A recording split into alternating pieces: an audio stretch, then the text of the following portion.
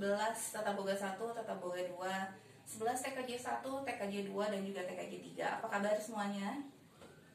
Ya, mudah-mudahan kita semua diberikan kesehatan pada hari ini sehingga dapat mengikuti pembelajaran bahasa Indonesia pertemuan ketiga ini dengan tetap semangat.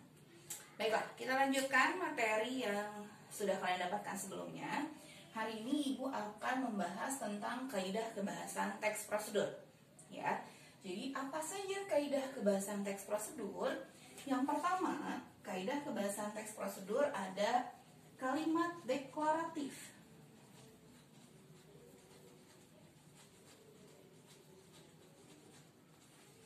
Yang kedua, ada kalimat imperatif.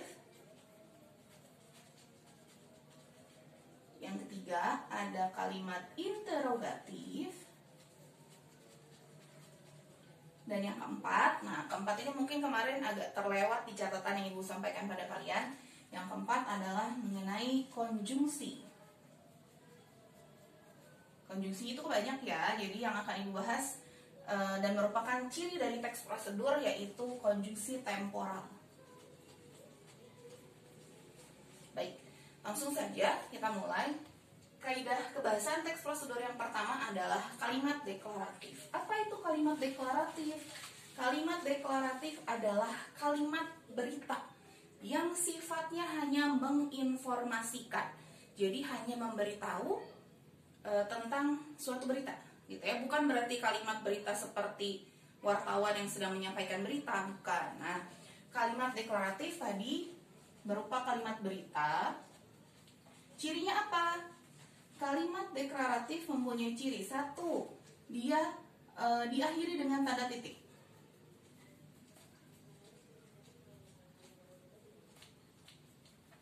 Kemudian yang kedua, sifatnya menginformasikan.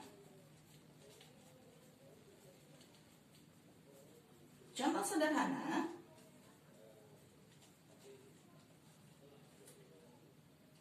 buku itu berwarna biru.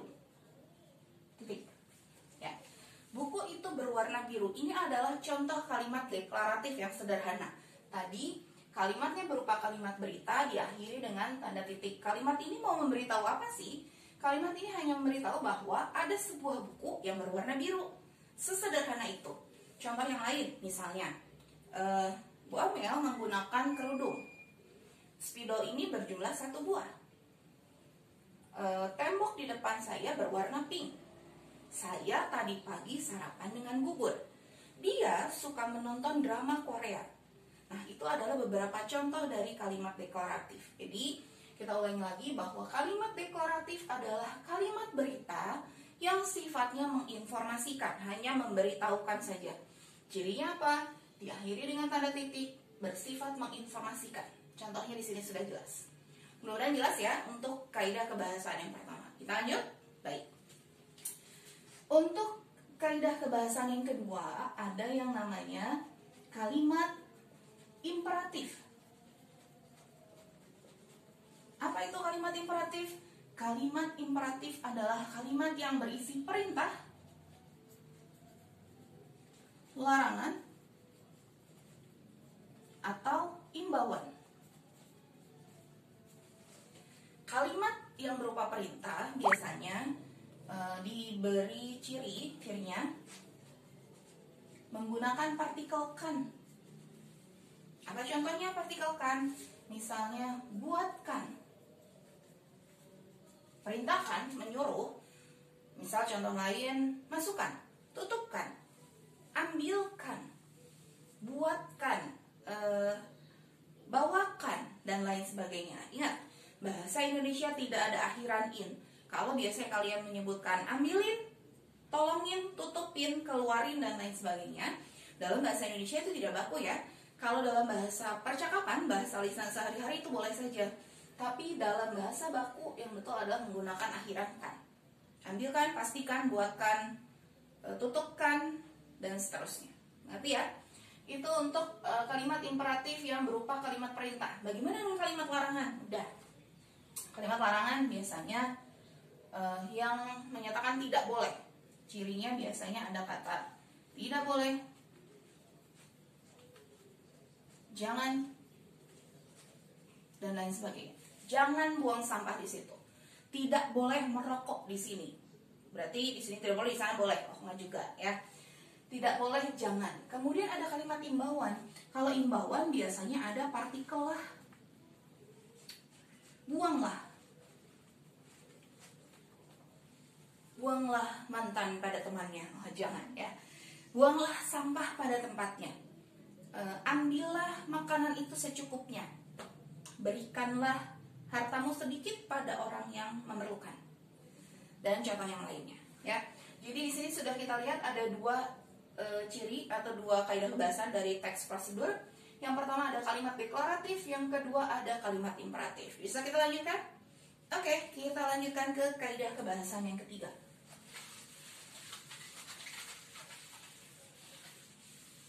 Ya. Kaidah kebahasan yang ketiga yaitu kalimat interrogatif.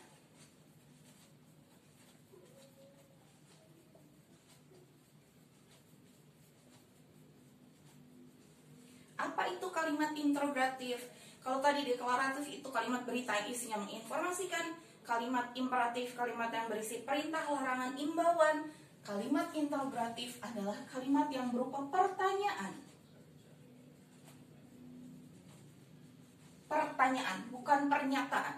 Kalau pernyataan yang tadi kalimat berita, ya. Kalimat pertanyaan cirinya apa? Cirinya yang pasti diakhiri dengan menggunakan tanda tanya. Yang kedua, menggunakan kata tanya. Ada berapa kata tanya? Biasanya kalau ditanya ada berapa jumlah kata tanya, yang paling sering dijawab adalah 5 atau 6. Apa saja? Yang paling gampang adalah 5W 1H. What, when, where, who, satu lagi. Dan how yang terakhir. Apa, mengapa, berapa, dan seterusnya ya. Yang pasti kata tanya itu sebetulnya banyak. Kita lihat satu-satu. Yang pertama, ada apa? Ada juga apakah? Loh, apa dengan apakah bukannya sama, Bu? Sebetulnya kalau dilihat dari kaidahnya ini agak sedikit berbeda. Contohnya begini. Apa yang kamu pegang? Jawabannya beragam. Saya memegang spidol. Saya memegang makanan, saya memegang minuman, saya memegang baju. Benda, jawabannya adalah benda. Apa itu? Jawabannya benda. Tapi kalau apakah, itu sebetulnya untuk menunjukkan kepastian. Misalnya, apakah kamu sudah mandi? Jawabannya hanya menuntut kepastian. Sudah atau belum? Tidak menuntut jawaban yang panjang. Tapi pada beberapa kasus, apakah ini juga untuk menunjukkan penegasan pertanyaan. Misalnya, apakah yang dimaksud dengan... Nah, itu sebetulnya boleh saja, tapi sebetulnya pada intinya tadi apa itu jawabannya untuk benda, sedangkan apakah untuk menanyakan kepastian ya. Contoh yang lain, kata tanya itu ada yang siapa? Siapa namamu? Siapa orang yang duduk bersamamu? Dan seterusnya. Siapa untuk menanyakan orang. Betul. Berikutnya kata tanya ada kapan? Kapan kamu pulang? Pukul 12. Kapan untuk menunjukkan waktu. Kemudian ada di mana? Dari mana? Ke mana? Ya. Di mana, dari mana, ke mana ini mirip, tapi ternyata berbeda. Contoh kalimat, di mana rumahmu? Kemana temanmu pergi? Dari mana asalmu? Berbeda kan? Di mana itu untuk menunjukkan tempat dia berada. Di mana rumahmu? Jalan Cibaduyut, Jalan Bale Endah. Di mana sekolahmu? SMK 2 Bale Endah. Tempat berada. Sementara kemana untuk menunjukkan tujuan. Jadi tempatnya belum dituju. Kemana kamu pergi? Ke sekolah. Tujuan saya mau ke sekolah. Kemana ibumu pergi? Ke pasar. Ibu saya tujuannya mau pergi ke pasar. Berbeda dengan dari mana? Dari mana kebalikannya. Kalau tadi tujuan, ini asalnya. Sebelumnya dari mana? Dari mana kamu berasal? Dari Jawa Barat misalnya. Sebelum ke sekolah, tadi kamu dari mana? Dari rumah teman. Nah, ya. Jadi kita sudah bisa membedakan di mana, dari mana, dan kemana. Masih ada kata tanya? 1, 2, 3, 4, 5, 6, 7. Baru 7. Ada kurang lebih 11. Di mana, dari mana, kemana? Kapan? Kapan sudah? Maaf. Typo, saltik, salah. Salah tulis. Maafkan. Kemana, kapan, sudah berapa? Berapa harga pulpen itu? Berapa harga handphonemu? Berapa putra ibu? Berapa harga mangga 1 kilo? Berapa ini untuk menanyakan jumlah. Lanjutkan. Ada berapa, ada bagaimana. Bagaimana itu menanyakan apa, ada yang tahu? Bagaimana itu menanyakan proses terjadinya sesuatu. Misalnya, bagaimana kebakaran itu bisa terjadi? Jawabannya proses. Kebakaran itu terjadi karena hubungan arus pendek, konsleting. Tadinya ada arus listrik yang tidak merata misalnya. Atau bagaimana kondisi banjir saat ini? Banjir sekarang sudah mulai menurun ketinggiannya, tapi masih ada di beberapa titik misalnya. Bagaimana ini membutuhkan jawaban yang panjang karena menceritakan proses, ya. Lanjutkan. Ada bagaimana, ada lagi mengapa. Mau tanya dulu, mengapa dan kenapa sama tidak ya? Saya pertanyaan begini. Mengapa kamu tidak masuk? Kedua, kenapa kamu tidak masuk? Jawabannya kira-kira sama? Sama. Mengapa Riko tidak masuk hari ini? Riko tidak masuk hari ini karena sakit.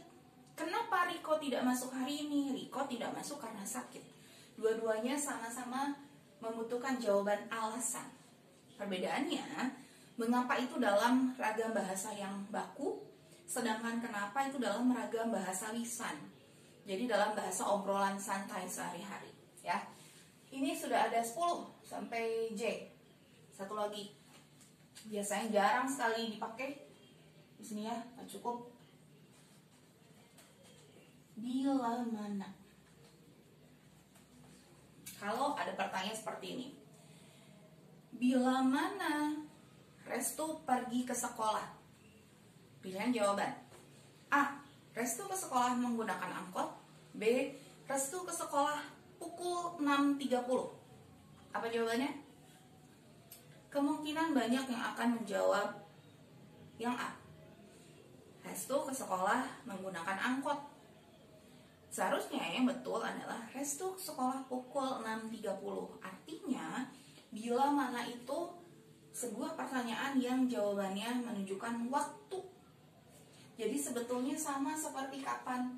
Makanya bila mana ini jarang digunakan. Beda ya dengan bagaimana. Bila mana sekali lagi untuk menyatakan waktu. Baik, sudah 3 kaidah kebahasaan. Cukup jelas ya? Mudah-mudahan cukup jelas. Nanti kalau ada yang tidak jelas bisa ditanyakan. Oke, kita lanjutkan. Ada satu lagi yang kemarin di catatan terlewat.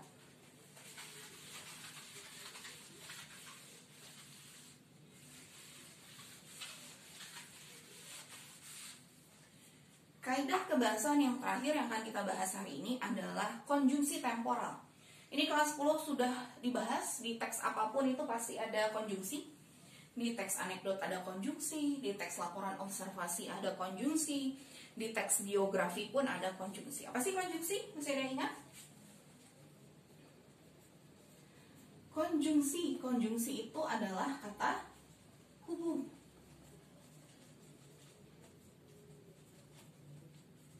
Kata hubung, kata yang menghubungkan satu kata dengan kata lainnya, kata yang menghubungkan kalimat dengan kalimat, kata yang menghubungkan frasa antar frasa, dan yang lainnya. Contoh sederhana, kata hubung itu dan, tetapi, melainkan, karena, sesudah, sebelum, dan seterusnya banyak. Tapi yang merupakan kaidah kebahasan dalam teks prosedur, konjungsinya kita sebut konjungsi temporal. Apa itu konjungsi temporal? Konjungsi yang menyatakan urutan waktu. Misalnya, pertama, kedua, terakhir, selanjutnya, kemudian, dan lain sebagainya. Jadi ini adalah contoh konjungsi temporal. Nah, karena teks prosedur ini adalah sebuah teks yang ada urutan melakukan sesuatu, urutan membuat sesuatu, maka ciri khususnya adalah menggunakan konjungsi temporal, konjungsi yang menyatakan urutan waktu. Misalnya, ketika kita mau membuat es jeruk, apa langkah yang harus kita lakukan? Pertama, siapkan alat dan bahan. Alatnya apa, bahannya apa, sebutkan.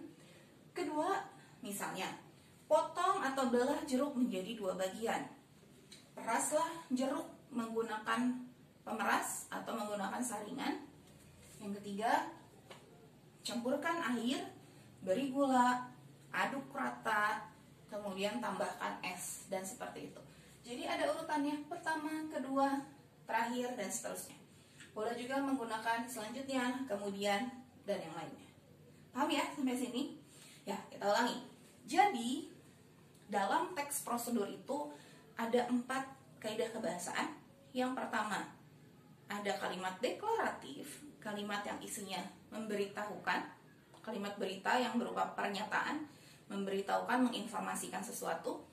Cirinya menggunakan tanda titik dan menginformasikan. Yang kedua, ada kalimat imperatif, kalimat yang berupa perintah, larangan, imbauan.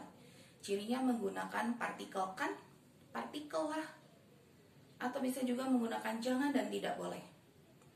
Kaidah kebahasan yang ketiga ada kalimat interrogatif, kalimat pertanyaan yang ditandai dengan menggunakan tanda tanya dan menggunakan kata tanya yang tadi jumlahnya ada 11 kurang lebih. Yang keempat ada konjungsi temporal, kata hubung yang menunjukkan urutan waktu. Contohnya tadi ada kata pertama, kedua, terakhir, dan selanjutnya. Paham ya?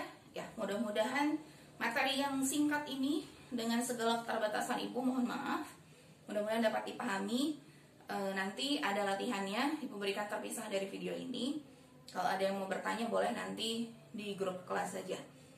Terima kasih sekali lagi, kita bertemu lagi minggu depan. Assalamualaikum.